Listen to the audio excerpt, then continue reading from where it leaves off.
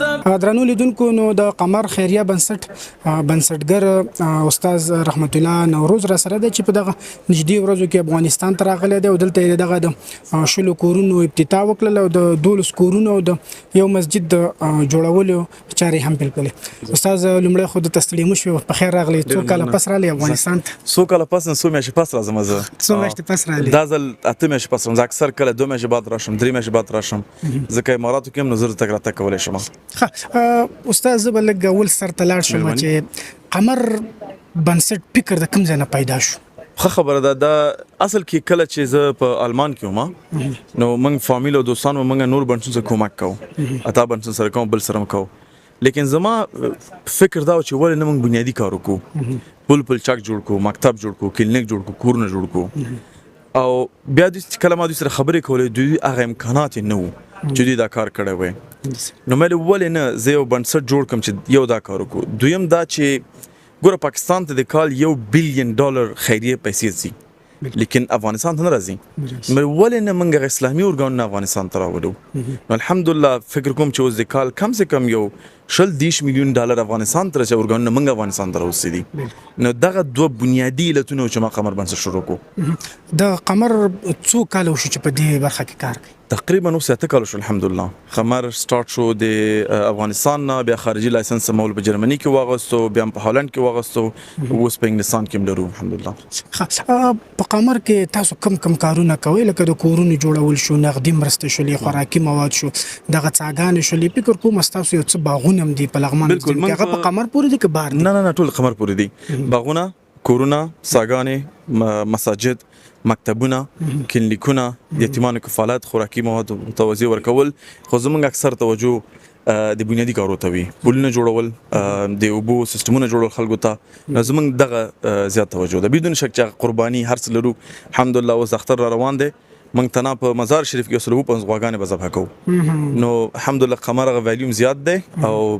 ټیم هم زموږ الحمدلله قوي دی ځکه چې موږ سره خلک په هر ولایت کار کوي. په کونړ کې موږ ډاکټر صاحب لرو ډېر فعال ځوان دی نو د دوی په همکاري باندې او بیا موږ ته الحمدلله نظام هم امکانات راکړي دي چې کله شپه خپل کارونه مخکې ویسو نو موږ کولای شو د کار خدمت وکړو. تا د یتیمانو خبره وکړه په قمر کې تاسو سره څومره یتیمان دي؟ مخکې زیاتو خو متاسفانه چې بعضی قوانین په کاناډا کې بدل شول چې په غټ تاثیر موږ باندې وکړو بل عمومي قیمتونه ژوند په غرب کې سخته شوی دی نو اوس فعلا موږ تقریبا 1200 یتیمان دي. 1200 تفریق کفالت منکو د دغه نکل راوزو د کونړ زلزلہ کې څومره پیسې تاسو راټول شولې او تر اوسه څومره لګېدلې څومره پاتې دي؟ منګه ټوټل 2 میلیون افغانۍ راټول کړي دي چې پاکه تقریبا کم فیصد عوام پیسې زیات انسټیټیوشنل فندینګ دی یا نور اسلامي ارګانونه موږ ترا کړی دي چې کورونه موږ جوړ کو هغه کې فقط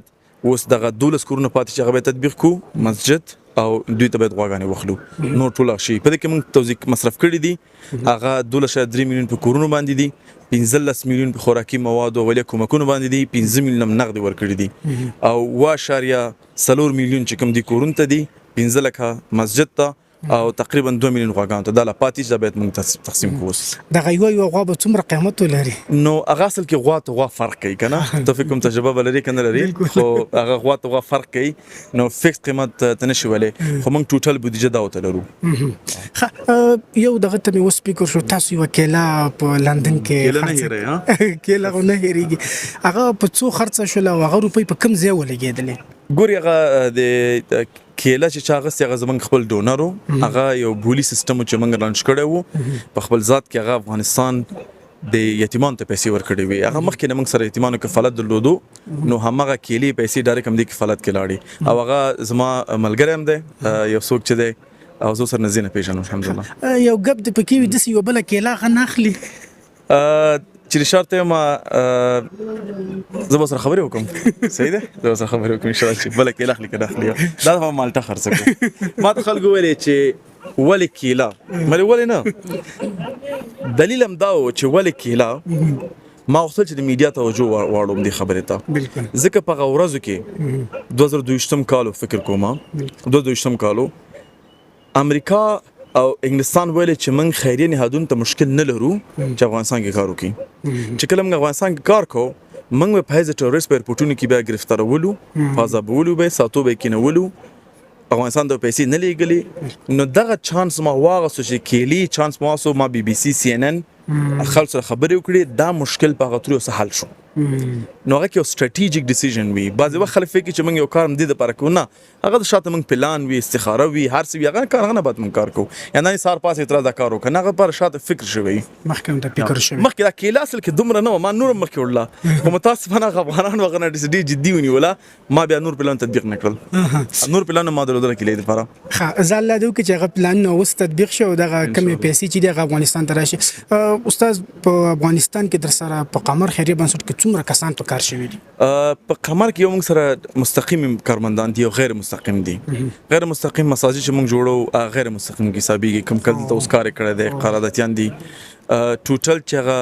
فول ټایم امپلوي کې به 15 شوي مخکې زیات اوس هم کم کړل خو بیا ټوټل افغانستان کې په یقین او نور شانه کې به ټوټل فکر کوم چې 300 کسان به 300 کسانو پورې خو خمر مربوط نه دي او نور پورا موزه چې لرم او استاد تاسو دلته په مطلب کورونه جوړوي څاګانې جوړوي مکتبونه هم دي ډېر شان هم د سن راتلونکي پلان څه شي دی چې یو نوې شی به موږ جوړو چې شرط هم نوې شي د پاره چې زما شخصي کار زی تطبیق کوي شو مشکل نه دی قمر کې یو نوې شی یعنی څه شي ځکه دا یو پښتنه ده کته یو فابریکا ما ته فابریکه څوک پیسې راکوي ځکه کاناډا حکومت او د انګلستان حکومت چې کوم ورګانو الته دي ته نشي کولی یو بنیادی کار افغانستان کې وکړي ځکه هغوی طالبان نه دي منلي په حیث یو دولت یعنې دلته ډېر محدودیتونه دي چې یو ارګان نشي کولی چې بعضې پلانونه خپله ولري تطبیق یې کړي متوجه شي که نه نو چې لګیا یو دا هم الحمدلله چې اوس موږ کړي موږ شارټ کوډ هم راوړی نوی شی دی چې موږ تقریبا 6 کاله پې کار کړی دی خو هغه داخل کې موږ کولی شو چې کار پې وکړو نو د دې محدود چې موږ نشو کولای ډیر شان وکړو لیکن هغه محدود وجنم بیا الحمدلله موږ ډیر څه کړی دي زما هدف لا روغتونونه شولي یا د نور شان شو روغتون کې مشکل د روغتون جوړول نه دي په افغانستان کې په افغانستان کې د روغتي بخش کې د روغتون سپورټ وزارت صحت دا مشکل نه چې هغه روغتون نه لري هغه مشکل چې هغه فند ولري چې د ډاکټر معاش ورکي دوا واخلي دا مشکل دی او هغه د لپاره موږ ته فند راکړي خبرم ډیر وګدې شولې او په وروستیو کې به زموږ لیدونکو ته څه پیغام ورکړي زما به هدف دا وي چې هر یو مسلمان خصوصا افغان باید یو پروژیکټ یو برخه وسی یې خپل شروع کیو شي که خپل پویږي د باندې انرژي او وخت هغه مصرفي چا باندې چې باوري غوي سره یو ځای شه لیکن یو څه وکا دا به زما اخري پیغام ځوانان ته وړو کې سطح باندې غټه سطح باندې یو حرکت وکا درېګم تر څو پورې د عمل موږ یو ځای آباد کو ان شاء الله ډیر مننه جزاک الله خیر ان شاء الله